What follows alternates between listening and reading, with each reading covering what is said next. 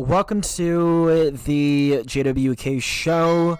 Hope you guys are having a great day. We talk about crypto and we keep things short and concise.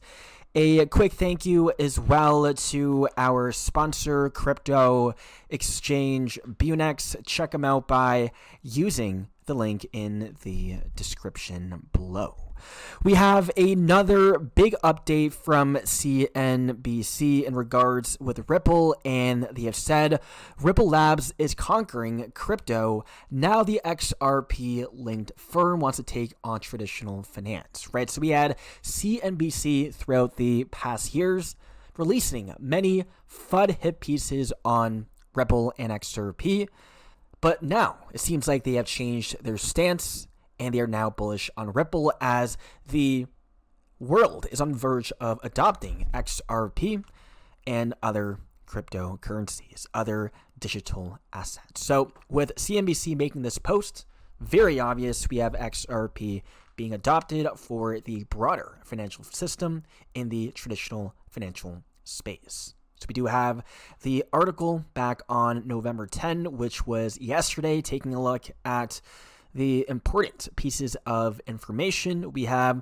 Ripple Lab has become one of the world's largest cryptocurrency companies, but executives aren't stopping there. CEO Brad Garlinghouse told CNBC. Over the past year, the firm has ramped up efforts to bridge the Web3 world in an industry that's been long viewed as its foil, traditional finance. We have Ripple bridging DeFi and TradFi together. And Ripple has been on a nearly $4 billion acquisition spree in hopes of building a financial services powerhouse in 2025 alone, buying prime brokerage hitting a road for nearly $1.3 billion, the 13 number, in April, and software firm G Treasury for more than $1 billion this fall. So these two acquisitions alone give Ripple a big chance at conquering, again, crypto and taking over the traditional financial space. And Ripple's bid to deepen its push into traditional finance comes as institutional demand for digital assets grow.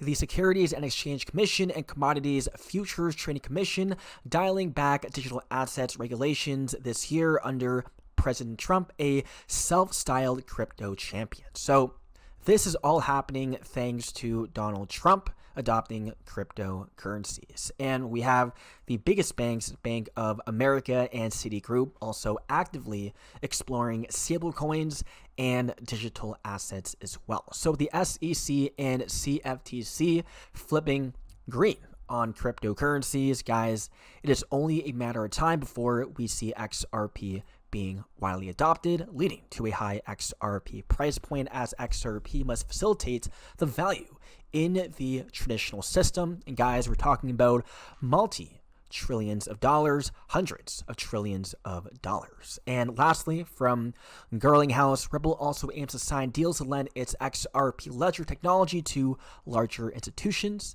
So through third parties and partnerships, we have Swift, many of the biggest institutions using XRP. Guys, absolutely massive. Very excited for November, as we have from the American banker also talking about the ISO 20022 migration, essentially the migration to the new financial system we have on November 22nd, marking the beginning of a new era. So guys, mark down this date on your calendars. This will be one of the biggest dates we have ever seen. However, after more than 2 years of a transitional period, the coexistence of the two formats is set to end on November 22nd, 2025, again marking the beginning of a new era. We have digital assets taking over. And we have Charles Hawkinson talking about this as well. He says, ISO 20022 support is essential to open banking and combining the TradFi and DeFi worlds. Cardano is glad to be holding the line with XRP, HBAR, Algo, and others. So we will see banks migrating into ISO 20022 supports, and then through that, using XRP, XLM, Cardano, HBAR, Algo, Quant, and IOTA. We have who benefits with the migration, the new global banking language. We have tokens positioned as banking infrastructure to support modern payments. We have the list of cryptos over here. XRP is included.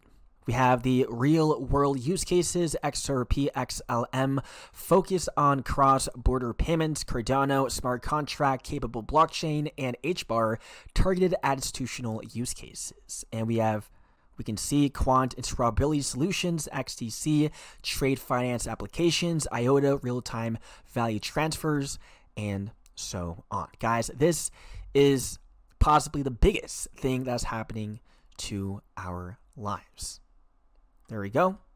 Keep in mind that XRP and Cardano are not ISO 20022 compliant. No cryptocurrency is. Right, ISO 20022 is just a messaging standard, and XRP is a digital asset. We have instead ISO 20022 opened the door for institutions to adopt digital assets such as XRP through APIs. And this has all been pre-planned, possibly decades or maybe even a century before. We have Brad Garlinghouse, before he worked at Ripple, working at Yahoo. We had a reference to the rise of the Phoenix and the Bear, BG123, even before Brad Garlinghouse worked at Ripple, meaning that this was all most likely pre-planned. Even Brad Garlinghouse working at Ripple has all been pre-planned from the very beginning. And guys, we do have a big date beside the Phoenix and the Bear, and that is November 20th. So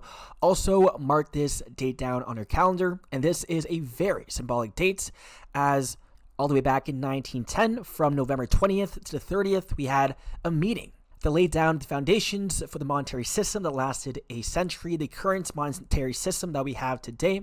And now this November, we have the abolishment of that system a century later, and now we have XRP and digital assets coming in as the new financial system. So on November 20th, 1910, a secret meeting took place on Jekyll Island, known as the Secret Six. This is why the 1% love to use the six number so much, where prominent bankers and financiers gathered to devise a plan that will accumulate in the creation of the Federal Reserve, right?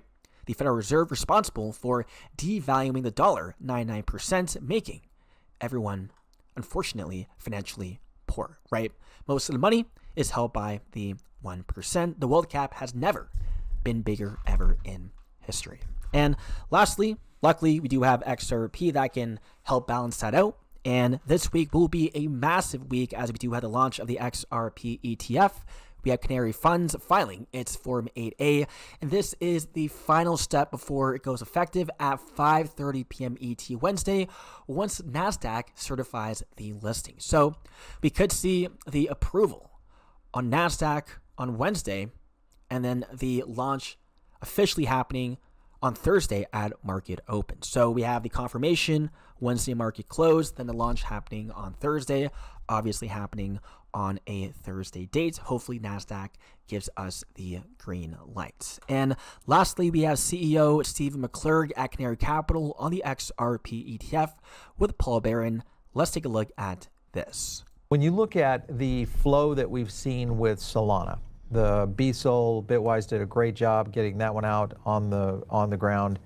And absolutely crazy numbers. One of the best performing ETFs that we've seen so far, especially in digital assets. How do you think these XRP ETFs will perform against that? Yeah, I actually think that XRP will probably double what Solana did in its first week and even today, as far as volume and as far as total AUM. If you just even look at the market caps of the two tokens, XRP is about 50% higher than Solana. Yeah. But the difference is, and we experienced this with HBAR last week or 2 weeks ago now, the HBAR ETF experienced $70 million in inflows just in the first 3 days. And it's because it's really well known among institutional circles and enterprise investors. Yeah. So even though it's not a big retail product, it doesn't have a ton of volume, it's got the right kind of interest. And that's how XRP is. Solana is probably a little bit more of a retail token. XRP is much more of a financial services, enterprise, institutional token. And when you put that into an ETF, even though it's only 50% more market cap, it'll probably be 100% or 200% more inflows because of the institutional audience. That is it for the video. Hope you guys enjoyed, and I'll see you guys in the next one.